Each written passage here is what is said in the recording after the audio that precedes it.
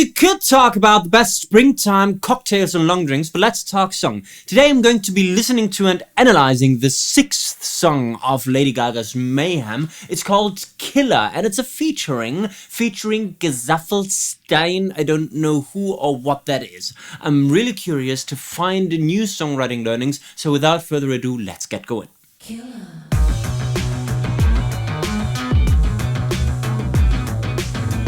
Let's find the key first. I believe we are in the key of B minor. Let's see if that can be confirmed. Standing on the corner, smoking that grass, and the boys all pass me by. I love it already. Standing on the corner, smoking that grass, and the boys all pass me by. Vamp on the B minor chord, which is something that we've seen in Lady Gaga verses quite often. That seems to be a signature thing. To keep it simple harmony-wise so that we can focus on sound and melody line development, or in that case, rappy, lyric, intense stuff. Talking some shit with your hand on my ass, I'm a murderer in disguise. Talking some shit with your hand on my ass, I'm a murderer in disguise. That's brilliant. We are going to find out the melody because I believe that we have got some major minor confusion that we also know from other songs. Standing on the corner, smoking. So we start on the root note. Standing on the corner, smoking that grass, and the boys all pass me by. What's interesting is that, yes, we start the melody on the B and then we go down to the A, both notes we would expect in the key of D major or B minor. Now, this here, the G flat that she sings as the third rock solid note, is unusual. Now, the G flat, we could imagine could be taken from a modal interchange, maybe as the third of an E major chord that somewhere plays in the background. We can't really be sure. What we can say is that that major 6 from the perspective of B gives the melody a Dorian feel. Now the Dorian mode does exactly this. It has got a major 6th, making everything, I don't know, it's still a minor mode, so it's kind of sad but also kind of juicy. What I want to look at next is the rhyming pattern and the lyrics, because they are really intense, and that we have got very clear rhymes but also a clear stress on that very hooky rhythmic melody with that standing on the corner, right? Standing on the corner, smoking that grass. Standing on the corner, smoking that grass. So this is a very clear rhythm that we establish, that we of course have to now recycle. So this is the first line. This one gets answered by... And the boys all pass me by. And the boys all pass me by, right? With a shorter line. And then we bring back the first idea. Talking some shit with your hand on my ass. Rhyming with grass. And then I'm a murderer in disguise is the answer that then again completes the ABAB rhyming pattern from verse number 1. I'm curious to find out how we continue. Yeah, you wanna be cool, but you're making me mad. But my lip, it starts to bleed. Same idea, so we are still in verse mode. Repeat the metric rhythm and also repeat, I think, the rhyming pattern. Tastes so good, but it gotta be bad if I'm gonna get you home. Gonna make the cut. This is the beginning of the chorus. Now, what we do here, before we enter the chorus and the analysis, we must make sure to understand a variation that they present in the second verse half, because they don't follow through with the rhyming pattern. They leave it unresolved. Remember that we established the ABAB rhyming pattern in the beginning. Now, everything starts telling us it's going to be the same. It starts with, yeah, you wanna be cool, but you're making me mad. A line. By my lip, it starts to bleed. B line, right? Yeah, it tastes so good, but I gotta be bad. A line, and everybody now expects a rhyme on bleed. Instead, she does this here. If I'm gonna get you home, gonna make the right? If I'm gonna get you home. Really unresolved, really wanting us to move forward to the chorus, and the chorus starting with a pickup line. I even believe that the lyrics from the chorus somehow rhyme with the bleed thing, so it's gonna make the curtain scream believe it. So we really are in this E sound environment, making the resolution be very satisfying.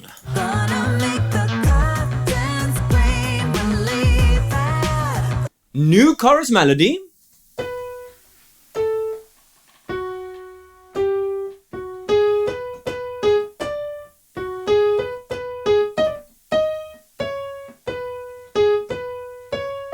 Now things get much more interesting because suddenly the melody includes a D sharp, something that we wouldn't expect at all in the key of D major or B minor. So maybe introducing a new modal interchange where suddenly the B minor becomes a B major, something that we've seen in other Lady Gaga songs in this album before. Gonna make the ceiling shake for me.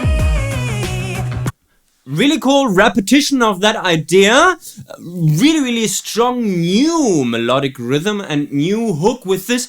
Gonna make the ceiling shake for me. Right? With 3 quarter notes that then get replaced by 2 eighth notes. So it's 1, 2, 3, 4, and. Right?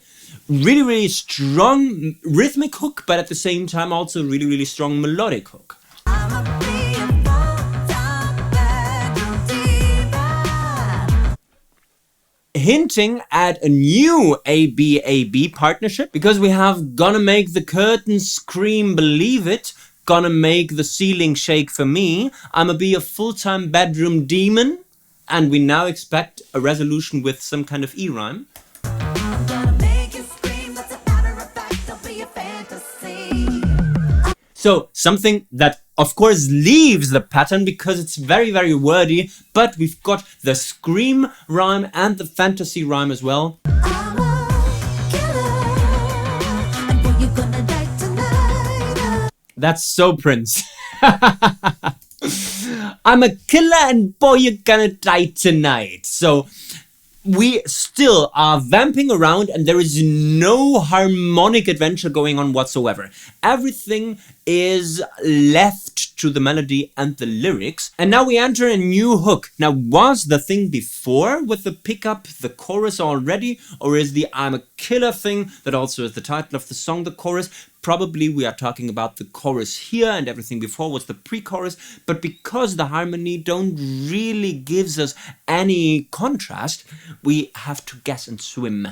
I'm a killer. Really cool melodic pickup that's also deceiving because we build up to a downbeat that we then leave open.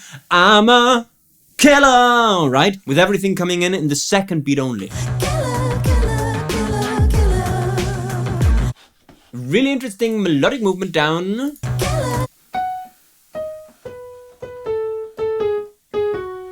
Killer, killer, killer,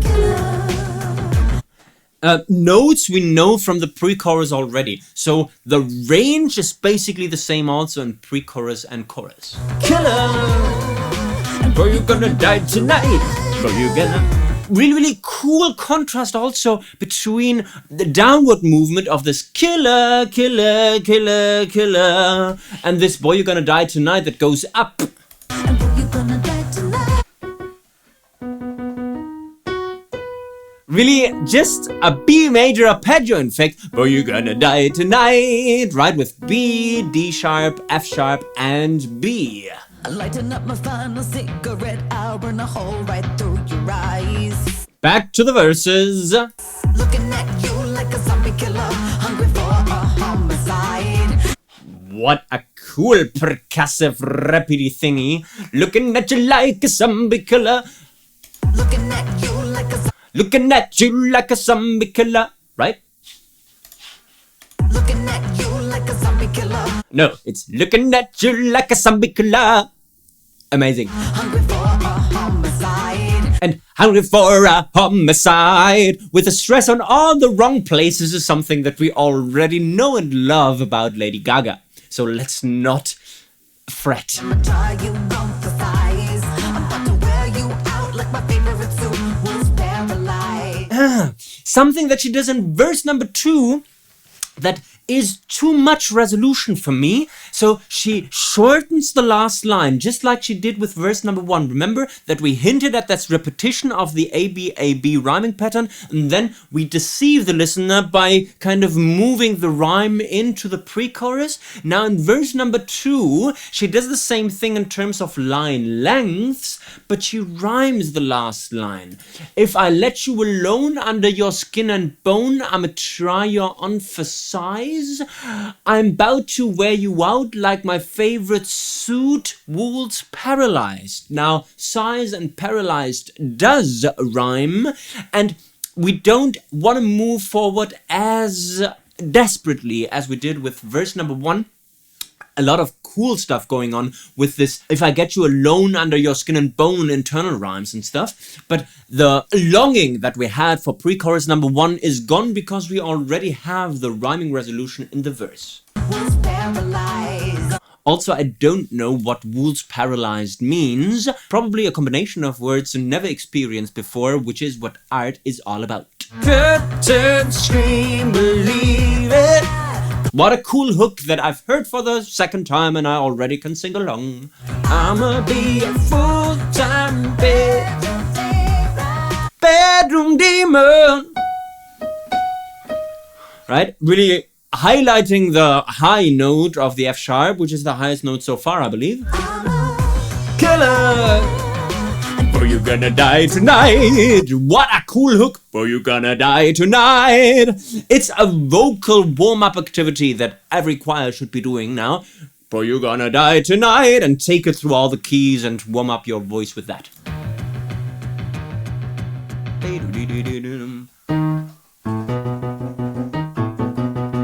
Really no harmonic progression whatsoever. It's all about the groove, it's all about the hooks, it's not about the chords. A little jungle drum and bass interlude. I think the clubs should play the complete Mayhem album and just let people dance. I think this is the purpose of that album. It's so danceable. Building up forever to what? Killah.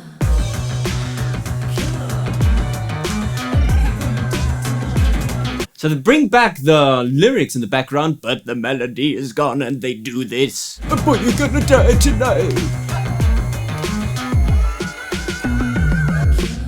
And this was Killah featuring Gesaffelstein. Lady Gaga, song number 6 in the brilliant album Mayhem.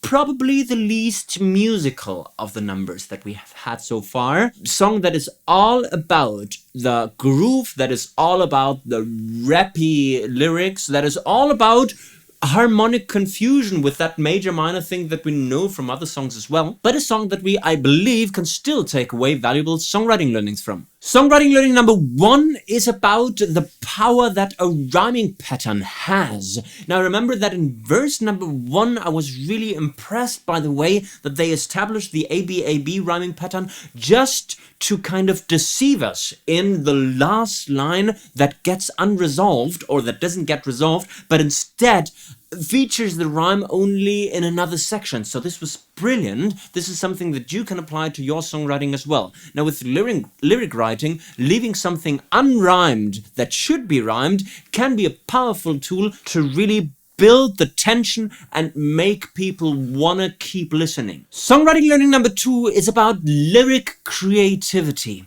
And I wanna emphasize the brilliance of a very, very short line like "wool's paralyzed," because this is definitely a combination of words that has never been uttered before. Now, be brave and dare combine words that normally wouldn't go with each other, because this is what lyric writing and art creation in general should be all about. And songwriting learning number 3 is something that we've seen in other songs as well. Use the power of chord arpeggios in your chorus melody hooks. Remember this? I'm a killer, and boy, you're gonna die tonight. Right, with this B, D sharp, F sharp, and B an octave above. This is something that is so powerful because it's in our, let's say, listening DNA. It's something that we can instantly sing along because it is nothing but an arpeggiated chord, something that will directly be identified with the listener, not as a chord because people don't know about chords and stuff, but as something that they consider emotional or hooky. And this was my reaction video and on-the-fly analysis of Lady Gaga's Killah featuring Gesaffelstein. If you liked the video, please make sure to give me the thumbs up, to subscribe to the Let's Talk Song channel. Thank you for over 2,500 subs. Let's see if we can make it to 3,000 by the end of June 2025. Please leave friendly comments and help spread the love in these times of trouble. Please also take a look at the almost but not quite complete guide to songwriting, available at spectreacademy.net if you want to take your songwriting to the next level. I guess we've talked song. You can talk about your favorite springtime cocktails and long drinks now. Bye bye.